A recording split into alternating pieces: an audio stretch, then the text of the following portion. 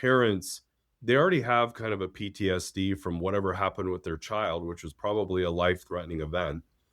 Sure, of course they're gonna have that. But then you not only have that, but then there's this onslaught of misinformation, and then it just fuels it, and they feed the fear, right? What we wanna do is combat that with great information, with accurate information, so that it's empowering and educating. Then we can get on kind of a common ground with people and make some progress. Welcome to the Don't Feed the Fear podcast, where we dive into the complex world of food allergy anxiety. I'm your host, Dr. Amanda Whitehouse, food allergy anxiety psychologist and food allergy mom. Whether you're dealing with allergies yourself or supporting someone who is, join us for an empathetic and informative journey toward food allergy calm and confidence. When families first started hearing about oral immunotherapy, or OIT, there were only a handful of physicians out there willing to step into that space. Dr. Doug Jones, our guest today, was one of them. He partnered with families, leaned into the science, and worked with his colleagues to help shape what OIT looks like in real-world clinical practice today. Dr. Jones was doing this around the time when I was first looking into OIT for my son about 12 years ago, and so I'm thankful to him and his colleagues who really went out on a limb to provide this treatment for their patients. Dr. Jones is a board-certified allergist, host of the podcast Immune Edit, founder of Fast OIT, a nonprofit organization dedicated to teaching allergists how to provide immunotherapy treatments. And more than that, he's been one of the steady hands in a treatment space that has often felt controversial, misunderstood, and emotionally charged. This episode is really exciting for me because it marks the beginning of the second part of our season on choices in allergy treatment. We're going deeper into detailed exploration of specific food allergy treatments, how they work, what the risks are, what the data says, and how to think clearly in considering these options for yourself or for your family. If you are one of the many allergy patients or families feeling caught between do nothing and do everything, I hope that this series of episodes will be helpful for you. Dr. Jones, thank you so much for being here on the Don't Feed the Fear podcast. I'm really honored that you took the time to join me. Absolutely, it's an honor. Watched your podcast, and it's, fantastic. It's great to be here. Well, thank you. And I've been watching your podcast too, so it's exciting to hear a little bit more of your voice. Thank you. Thank you. We're doing a whole big season on treatment options in allergy, but I really wanted you on to speak as one of the top experts on OIT, which I think is an overwhelming and exciting topic for a lot of families who are considering it. Yeah. Can we just start, for those who don't know, and I'm already abbreviating it, could you give people a basic background of what OIT is so they can go into the conversation understanding what we're talking about?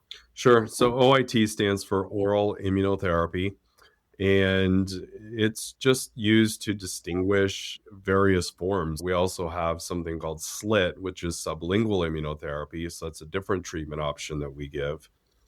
And we kind of start designating that because there's also, not for food, but like for environmental allergies, you have something called subcutaneous immunotherapy, which are like allergy shots. So the oral part is just, what route are we giving it? Is it oral or is it sublingual? Immunotherapy just means it's a therapy that's modulating or changing the immune system.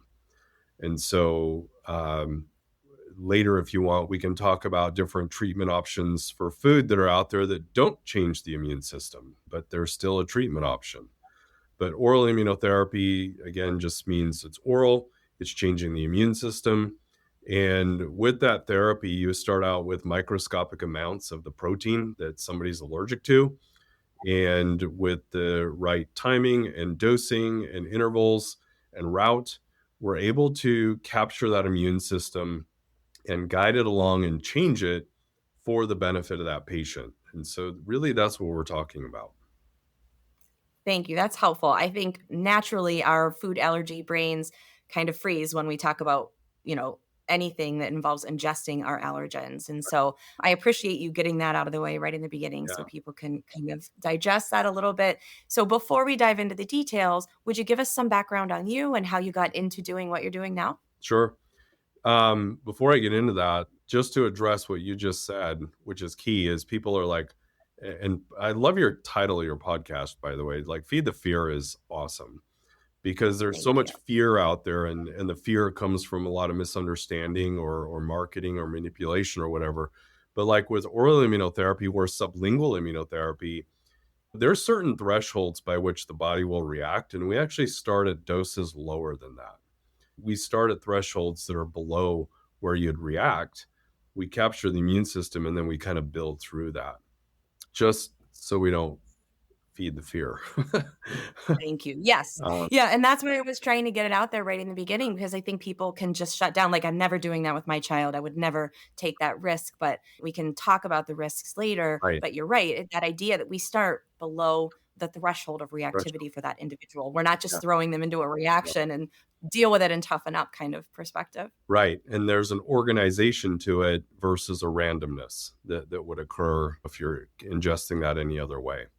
So that's just kind of getting that out there out of the gates. But for my background, I started my own private practice back in 2008, and just normal run the mill allergy clinic. But then what I started noticing over the course of the following years was back then it was avoidance, carrier epinephrine, hope that nothing happened. And that's how I was trained.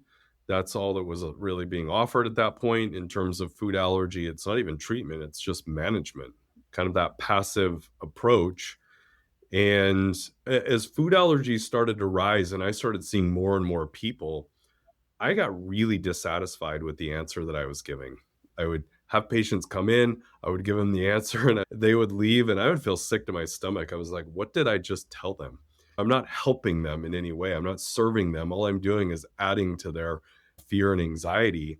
And I thought, I have to change. I have to do something to give a better answer or at least give an option, a choice, so that people had a choice. And it was about that time that some of the first kind of oral immunotherapy clinical trials were being done. And it was just kind of starting out in some of our conferences that we were hearing about those early trials, but also the doctors that were doing it in private practice.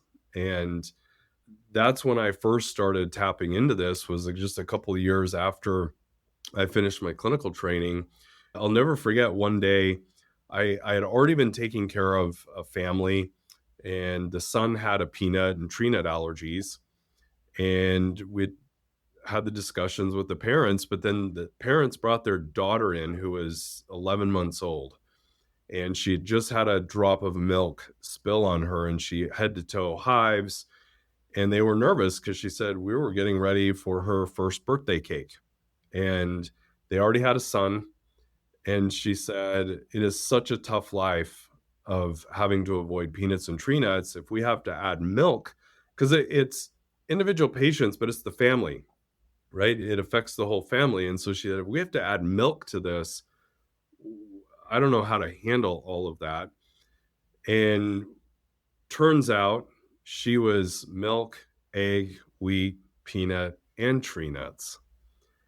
And I remember walking in the room that day, and the family was devastated. I was devastated. And the mom looks at me and she's just like, what do we feed our daughter? And I looked at her and I said, I don't know. It was like, whoa, that was a lot. And I just felt so sick to my stomach. They're in tears. And I walked out of my office and I thought I just gave them a massive disservice, and called a mentor in Dallas and said, look, I know you're doing this kind of treatment in clinical practice. I need to learn something. I need to be able to offer something else besides what I just did, because I'm not serving people right now. And whether people did it or not, I wanted them to have a choice to do it. And so he said, yeah, come to Dallas. His name was Richard Wasserman. He said, come to Dallas. Happy to help you, meet with my staff. So I did. Flew to Dallas. I met with him, met with his staff. Shortly thereafter, I flew my staff to Dallas so that they could learn directly from him and his staff. And then we started. We were not the first, but one of those first clinics back in 2012 or 2013 is when we started this. And from there, it's just grown.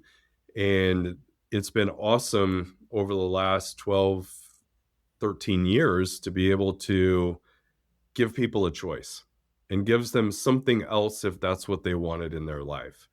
And through that, we've been able to connect with families from all over the world and treat patients from all over the United States, many countries, and really build a network. And from that, we were able to, I co founded along with Dr. Wasserman a nonprofit organization that was dedicated to educating allergists and kind of best practices so that we could make sure that this therapy was in the right hands and kind of guard against hopefully bad outcomes and people doing it wrong. And so we've been able to develop that nonprofit, and it's been awesome because from that we've been able to collaborate with doctors from all over. And it's just been fantastic to have that outreach, to have the choices. And now we have many choices that we can offer patients. So that's kind of where I've come from. I have so many things that I want to say and thank you for, but let's pause there and point out the nonprofit that you started is called FAST, right? Yes, Food Allergy Support Team, or FAST. Yep.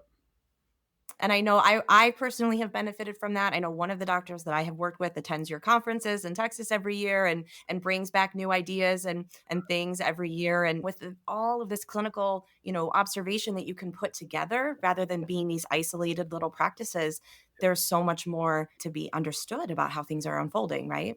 Oh, so much. And the thing I love about our group is, I mean, we are like allergists for allergists who are for patients. And it's just like we truly collaborate. It is a spirit of collaboration. There's no pharmaceutical input, there's no industry sponsors. It's like it is us. And the only agenda we have is making things better for our patients and our practices and advancing that science. And everyone who goes to the meeting, it legit is just that spirit of collaboration of how can we better serve. And it is, to me, it's just been it's the greatest organization to be a part of because it's that grassroots effort where the intentions are right. And to see that spread to help patients across the country and now across the world because we're having doctors from overseas come in. And it's been fantastic. And just in case people, I want them to understand, they'll hear people talk about the Wasserman protocols, and that's Dr. Wasserman that you established this organization with, right? I want people to connect that. Yeah, and there's a lot of protocols out there. His were some of the first, and then people will kind of modify those based on their own practice. But that's kind of that foundational piece. And the thing that I've kind of learned over the years is the products and the protocols are the easiest part. And usually when people are starting out, that's their focus. But really, I've kind of found that's the easiest part is everything else that kind of comes into play that can be challenging for some patients.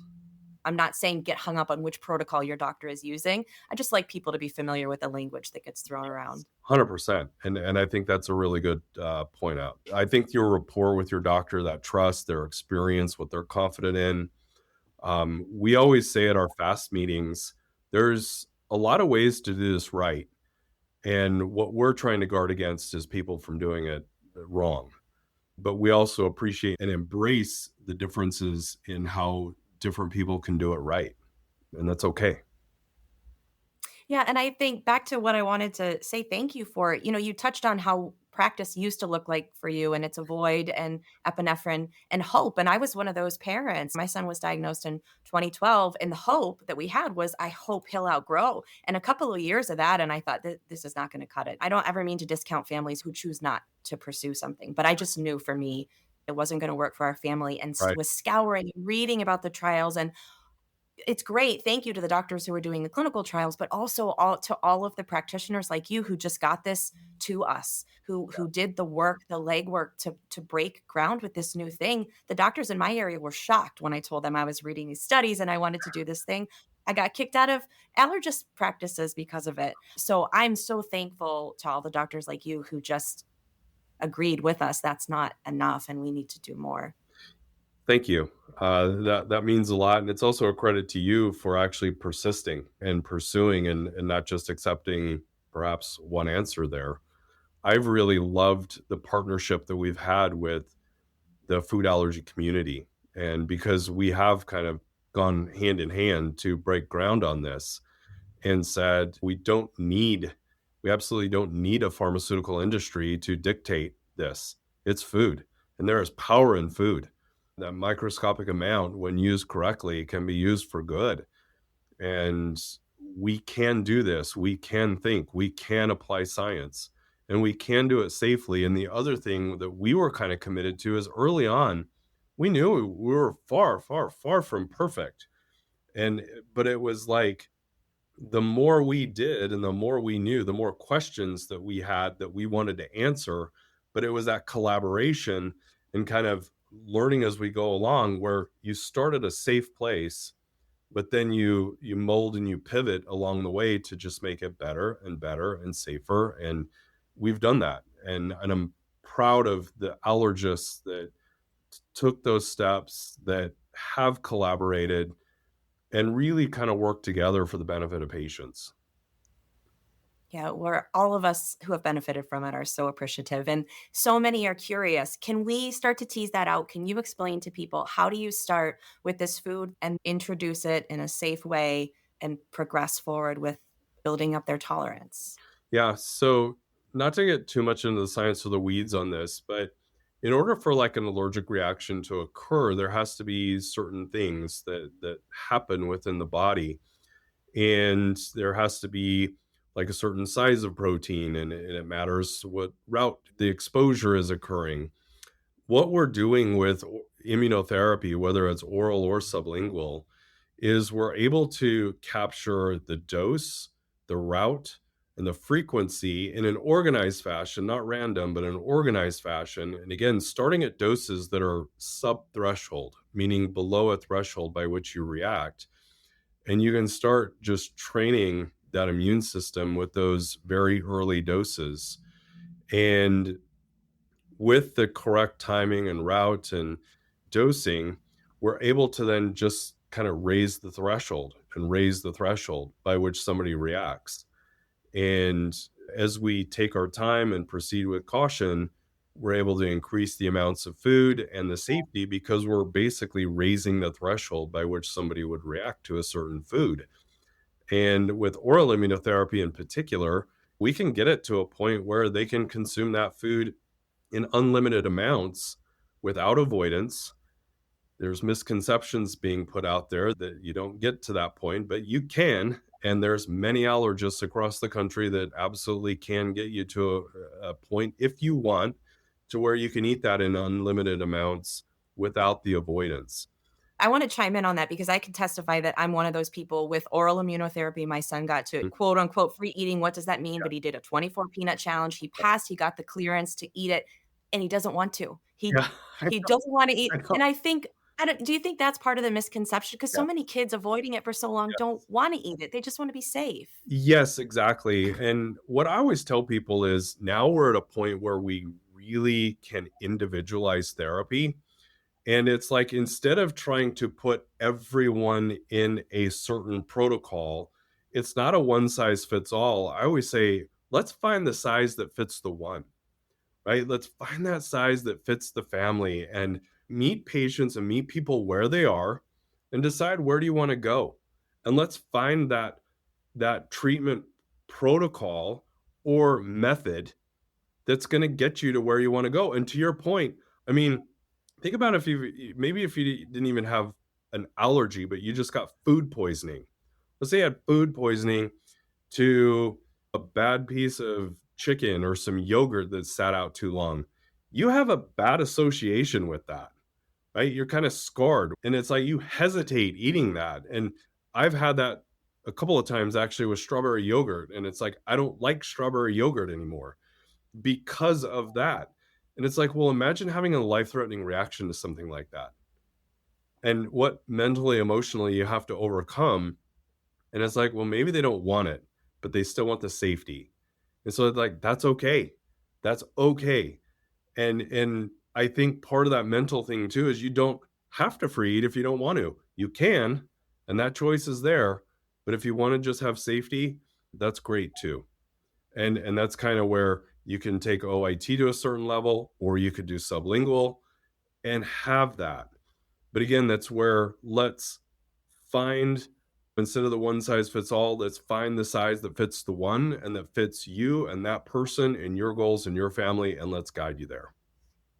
I would think your patients would have so much more success with that approach too, rather than here's how we do it in our office and show up at this time, we do this much. It's to individualize it in that way. Yes. To get on my psychologist pedestal, that's what makes people feel safe. This is about me, and my voice matters in this conversation. Yeah, and also it's like we have to remember food treatment's not about me. It's about the patient. And it's about what they want and what their goals are and what their life is. My job is to guide them there. Whatever those goals are, I'm going to be fluent in all of the treatment options, whether it's SLIT or OIT or the use of what we call biologics or the combination. It's like what I need to do is stay on top of it, be fluent in all of the options so that I can present those options, pros, cons, and just say, what's the reality? And now let's match that to your goals and let's see where you want to go with it. And how can we realistically get you there? This is a little off track, but I'm curious because you have so much experience with it. Mhm. I love SLIT. We're going to be doing some Oh, episodes about SLIT as great. well. I'm a huge proponent of that being a Awesome. part of the puzzle, but it's even harder than OIT for people to find. Is there a reason why, and are more doctors, do you think, going to be offering it as well in time? What's your perspective on that? Yeah, that's a great question, and I have a lot of perspective on it. So, um, SLIT, way back, if you go back, this makes me sound really old, but way back 10, I'm 12 there years with you. Don't ago, worry. 10, 12 years ago, when things are kind of starting to formulate with food allergy treatment, OIT kind of took off first. And a lot of it was because we had this perception of something that you alluded to before is, oh my, okay, my child can eat the 24 peanuts, uh, but now we find out they really don't want to. They really don't want any of that. Well, we had the idea that, as we're starting the therapy, that once it's in the diet, everyone would want to eat it. Why wouldn't you? Well, that was early on. And so to get you to the free eating, we needed to do the oral immunotherapy. And so this kind of takes off. Sublingual lags because you can't, in order to free eat on sublingual, you probably have to do it a very long time. It's slow, right? And so it doesn't take off as quickly. But then you fast forward several years after those of us that started with OIT, we're kind of realizing, hold on, not everyone wants to just free eat it. They don't like it. They don't want to do it. They just want the safety. Then all of a sudden, sublingual starts taking off because that's a great option in that case. Plus, we also find out, with OIT, you have certain restrictions after you dose. You have like an exercise restriction. Maybe there's a few more reactions that people may have. Well, with SLIT, you don't have an exercise restriction. And so there's a little more freedom. You're kind of trading like, what do you want in life? Daily dosing, a little more freedom with the SLIT, but yet you're still going to have to kind of avoid that food or bridge it to OIT? Or do you want the little more dosing restrictions, but then at the end have that freedom of eating? And I think the lesson is we had to start with something, which we did. But the beauty from all of this is as we started with something and developed it, we learned a lot and we've listened to patients and we've heard it. And so now you see more and more people now adopting SLIT. And I can tell you in our FAST group, we do surveys every year. And over the last 2, 3 years, we've seen a massive uptake of allergists now that are very interested in SLIT, that are learning SLIT, that are going to be incorporating that into their practice. And so you're going to see this catch up. So is it as available now? No, not as much. You will see it. I predict in the next 2, 3 years, SLIT is going to be as available as OIT. And I think that will be a huge part of bridging the mental leap that we have to take for some people. Some people just want to dive in and it's not an issue. But can you talk about that in terms of not specific to SLIT, but just what you see as the barriers in terms of the fear and the anxiety that your patients have about consuming their allergens? I think a lot of it just starts with misinformation, maybe that's out there. I actually co-founded a clinic in Australia. So I co-founded it there. And what I found is particularly in that country is there was so much misinformation and so much fear that was being put into patients. That is a massive, massive barrier that we've had to overcome. I mean, it's everywhere, but it was interesting to see, like, per country or per region, even the narrative that's being put out. And a lot of it's just misunderstanding food allergy, misunderstanding testing, misunderstanding the treatment, and just not having that accurate representation of it. And I always say it can be scary, but we want to be prepared, not scared. We want to just have that knowledge and understanding so that we're empowered with it, not scared by it. And I think that's been the biggest thing that I've tried to do through social media, podcast, whether it's through fast or whatever, is we're just trying feverishly to combat misinformation. Because I think once parents, they already have kind of a PTSD from whatever happened with their child, which was probably a life-threatening event. Sure, of course they're going to have that. But then you not only have that, but then there's this onslaught of misinformation or people maybe feeding a fear, and it's like then it just fuels it, and they feed the fear, right? And it's like what we want to do is combat that with great information, with accurate information, so that it's empowering and educating. Then we can get on kind of a common ground with people and make some progress. Can we touch on what I think one of those biggest ones is? I Sure. think most of my audience, especially those who are either doing it and still afraid or afraid to try it, that idea that my child can have a reaction. I hear about, people doing OIT and they have a reaction, or even they might have a reaction so severe that they need to use their epinephrine. Would you talk about that one, please? Yeah. And that's a legitimate concern. It is a risk. It's something people need to know about. I always say we want to act like the military, where we want to be prepared for worst case scenarios, not most likely. So again, being prepared. So, is there a risk of reacting in oral immunotherapy? Absolutely. But there's a risk to you no matter what. You can try to do everything perfect in life by avoiding and still have an accidental exposure, still have an accidental ingestion, still come across something that's you don't know about. And usually those types of situations are not when you're going to expect it. It's going to happen when you're at a ball game, when you're at a birthday party, when you're at some kind of social event or social gathering.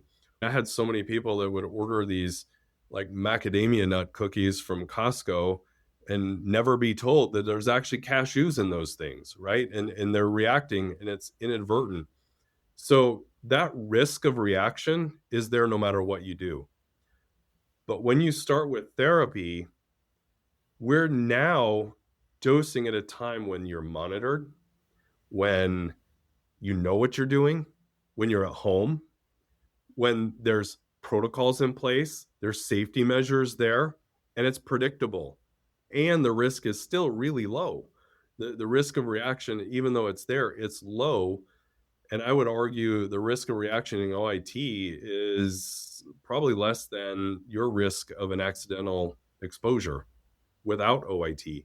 But at least we're doing something and taking that. And if it does happen, it's at a time that's pretty predictable most of the time. And so you have control over the situation, whereas on the other side, you may not have that control.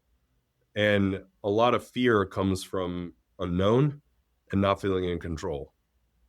This is known and you're in control. That makes a big difference. You sound like a psychologist. If it weren't annoying for people to listen to, I would applaud you.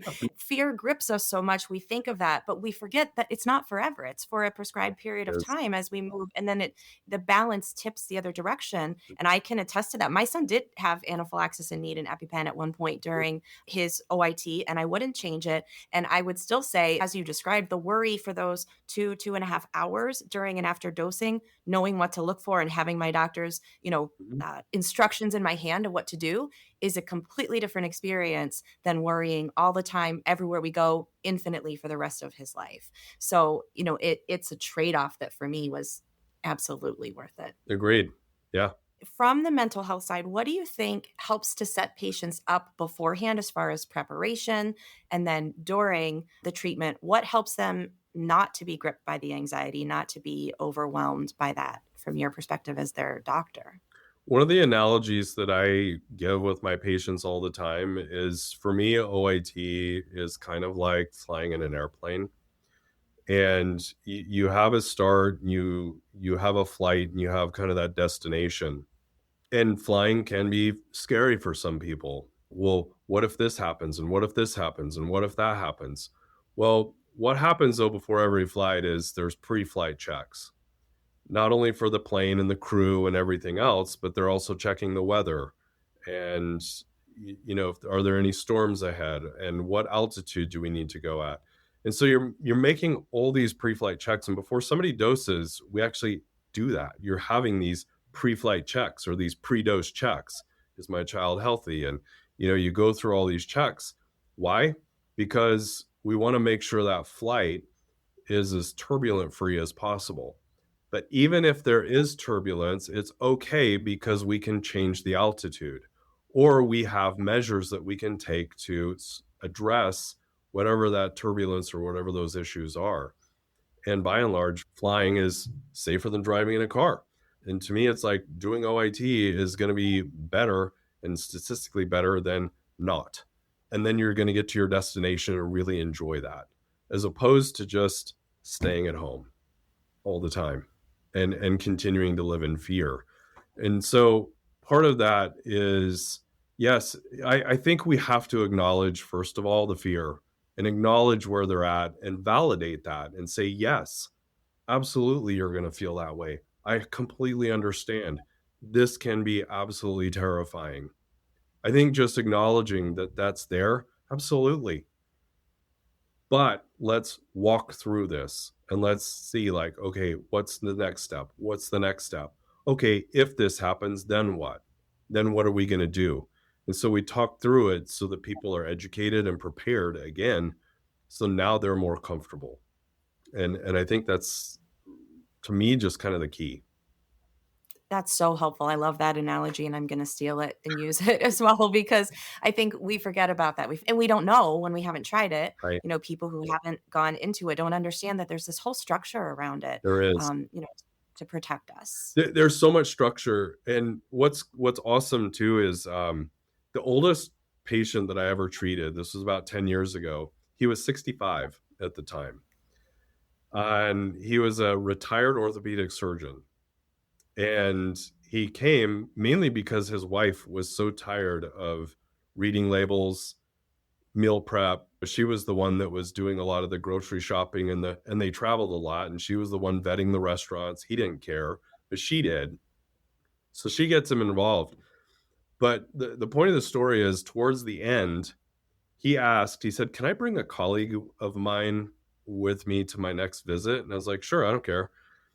And so he brought another doctor colleague of his who was a surgeon. And what he wanted him to do is, he's like, watch his team, watch the nurses. And he's like, they take more care of these doses in their checks and their double checks and the structure and all of that. It's more vigilant than what happens in the OR, and even guarding like the narcotics in the OR and all of the precautions. He's like, there is more structure and care that's happening here than there. And it was so profound. Like, he wanted to bring a colleague to see it. And I guess I would communicate that to patients, in that there is so much structure, there's so much care, and the double checks and this and that, and really trying to enhance that safety. for patients. It's always the safety first. That's a really cool story. I want you to expand on that because I think people have another misconception that adults can't do OIT. Right. Yeah. Adults can do OIT, and we've treated many, many of them successfully. And a lot of the focus is on children or on peanut, but it's like there's more than one food allergy, and adults can do it. Young adults can do it, older adults can do it. Adults pose, they have a unique set of circumstances because often there's significant others involved, and it absolutely impacts them. And then you have work and travel and different things, and it's like they need options too. And a lot of them, it may not just be OIT, but SLIT may be a nice option for adults because they're at a time of their life where I don't really care about if I'm consuming the food every day, but I just want safety and I want to be able to go to a restaurant and not worry about some cross contaminant, on the menu or this or that, or their spouse or significant other doesn't want to have to. And so that's where now that we have a menu to pick from for food allergy treatment, it's nice because we can offer a lot of options for adults as well. What other barriers are there? You talked a little bit there about adults. What else makes it harder or more challenging for people to try and succeed with OIT? I think right now is just trying to find doctors close to them that are willing to work with them. I've just started a clinic where we're trying to overcome some of those barriers by offering telehealth options. I'm licensed now, and there's an interstate compact where you can do telehealth. And so I'm licensed in many, many states, trying to take the care to the patient so that if they live in rural Montana or rural Wyoming or somewhere where they don't have access, they still have access. And so access is still a barrier, even though it's grown quite a bit, it's still a barrier. I'm very actively involved in trying to break those barriers down of not only offering the care that way, but also offering to work with their doc. If their doc doesn't know about it, it's like, well, we have a whole system set up to where you can come in and learn and basically implement this into your practice. So I think if we can just expand our access, that's better. Breaking down the misinformation so that people realize there's docs all across the country that are offering this. There's hundreds across the United States, and it's expanding. And maybe psychologically, there's those barriers that they have to overcome. But I think the more correct information that we get out there to empower people, the more we can break some of those barriers down. Yeah. What's the easiest way for people to find a doctor who does offer treatment? They can go on fastoit.org. That's our nonprofit website. And we actually have a map on fastoit.org where a lot of the doctors that have attended our conferences can be listed on there. And that's probably a great starting point. If they go on that website and still can't find somebody, maybe reach out to me because I'm connected with so many docs across the country. Usually I can find somebody for them or try and help in any way that I can. So, they're welcome to reach out to me. Check fastoit.org. And will you tell people how they can follow you and contact you in order to do that? Yeah, at Dr. Doug Jones on Instagram is probably the best. That's kind of where I focus social media on. They could also go to my website, just drddougjones.com. There's a little thing they can fill out if they have a question or, need some information. Reach out. Don't hesitate. I'm honestly here to help, whether it's me directly helping or aligning them with a colleague of mine. I'm more than happy to do those things. Yeah, and I would encourage following you, following the people who are actually doing this on social media and, like you said, dispelling myths and getting good information. I think someone who's on the fence, if they follow you for a while and hear you talk about it, Mm. warm up to the idea, I think it would be very helpful for them. Yeah, that's a good idea. And, you can follow along easy enough. And hopefully, as we dispel the myths, you get a little more comfort with it. And we want a nice community that we can build here. So, yeah. All right, I have one last question that I'm really excited to ask you, given what an authority you are on this topic, because we hear a lot of different responses to this question. Is there anyone who cannot do OIT, who is not a candidate? Yeah, that's a great question. There's just a few absolute contraindications, but to me, I look at them as temporary because uncontrolled asthma is a main risk, uncontrolled eczema or hives, or really severe kind of anxiety surrounding this may make somebody temporarily not a great candidate for OIT. But again, I look at those as temporary because if your asthma is uncontrolled or eczema or hives or anxiety is so severe that it's out of control, let's work to get those controlled. Now you can become a candidate for that. And so even those absolute contraindications, I think are really workable. And there's a lot of measures that we can take, whether it's therapy, whether it's just utilizing different treatment options to get those underlying conditions better controlled. Yeah, now you're a candidate. Once we have a lot of these underlying issues controlled and maintained, yeah, I can't really think of somebody that we couldn't do it in. You're not saying EOE. Can you explain your perspective on, because a lot of people think that's I have EOE, I have to stop, or I can't try it. Right. And a lot of docs may not have experience with utilizing food allergy treatments in patients with EOE. I have experience with it. So I've treated many, many patients successfully with food allergy treatments, whether it's SLIT or OIT, who have EOE. So it can be done.